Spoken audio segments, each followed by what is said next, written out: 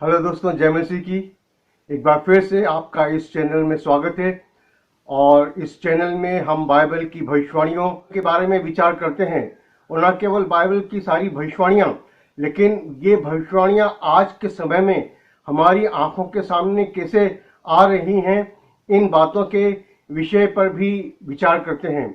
और आज का हमारा विषय है जो कोरोना वायरस फैला हुआ है और इसकी जो वैक्सीन है, जो टीका है लगाया जा रहा है, उसके बारे में।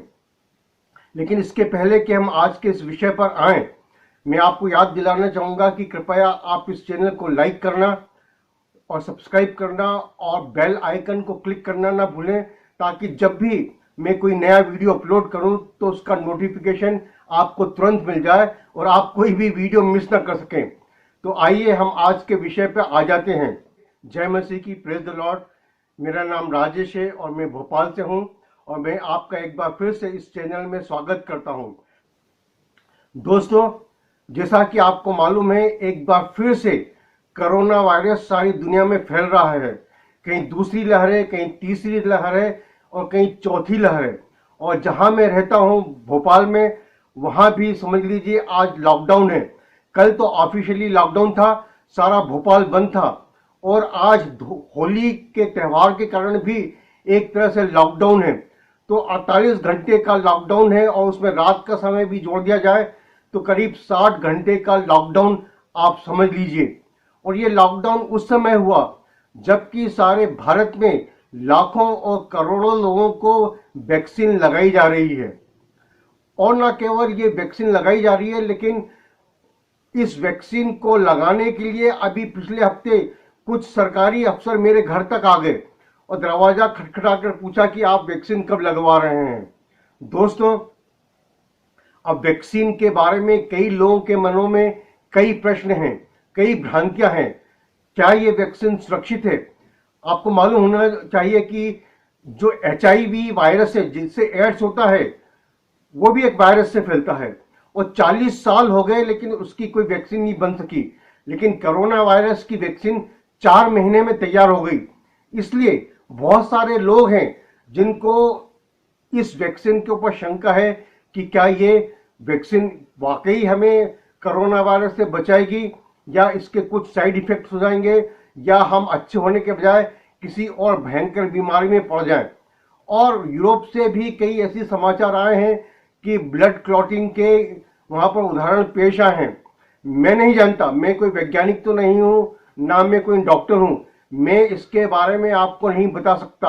आपको स्वयं इसके बारे में खोज और पड़ताल करनी है। लेकिन कई लोग हैं जो बाइबल पर विश्वास करते हैं, बाइबल की भविष्यवाणियों पर विश्वास करते हैं। उनका यह कहना है कि कोरोना वायरस ही एकदम अंत के समय में होने वाली सबसे बड़ी महामारी है। और कई लोग ये भी कहते हैं कि ऐसा कोई वायरस है ही नहीं, ये सब एक धोखा है सारे संसार को एक सरकार के अंदर लाने का, ताकि एंटी क्राइस्ट सारे संसार पे कब्जा कर ले। और उसके साथ ही साथ वो ये कहते हैं कि कोरोना वायरस भी एक तरह से न केवल धोखा है, लेकिन इसकी वैक्सीन भी एक धोखा है।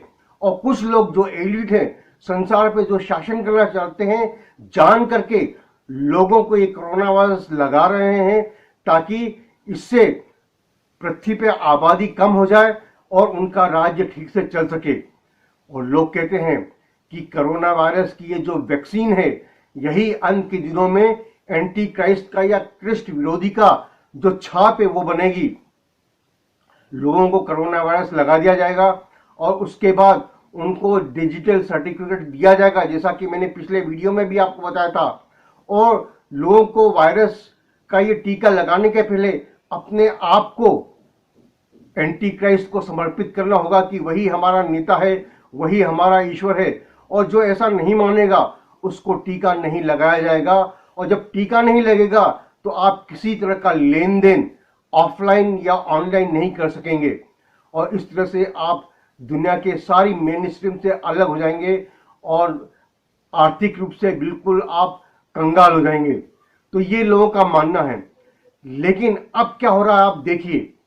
ये प्रश्न उठना स्वाभाविक है कि क्या ये वैक्सीन वही है जो अंत में एंटी क्राइस्ट के छाप बनेगी? अजीजों, ये प्रश्न मेरे और आपके सोचने के लिए, विचार करने के लिए और ध्यान देने के लिए है।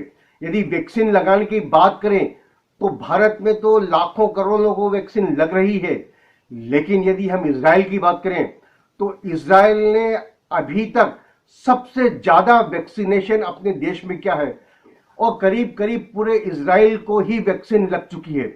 अब यहां सवाल ये उठता है कि यदि ये वैक्सीन ही अंत के दिनों की वैक्सीन है तो ये इजराइल में सबको कैसे लग गई? क्योंकि इसको लगवाने से पहले तो एंटी क्राइस्ट को समर्पण देना जरूरी होता है और ना अभी कोई एंटी क्राइस्ट इजराइल में है और ना अभी कोई एंटी क्राइस्ट दुनिया में है। इसका मतलब यह है कि बिना एंटी क्राइस्ट को अपना समर्पण दिए, बिना उसको अपनी प्लेस दिए, बिना उसको अपना एफिलिएशन दिए, लोग इस वैक्सीन को लगवा रहे हैं, ना केवल सारी दुनिया में लेकिन इजराइल में भी। इसका मतलब यह हुआ कि ये वैक्सीन जो एंटी क्राइस्ट की छाप है वो नहीं हो सकती, क्योंकि उस छाप को लेने के लिए आपको अपने आप को एंटी क्राइस्ट को पहले देना जरूरी है और इजराइल में ऐसा नहीं हो रहा है। यहूदी लोग वैक्सीन लगवा रहे हैं लेकिन किसी को भी अपना ईश्वर मानने की ऐसी शर्त उसके सामने नहीं है।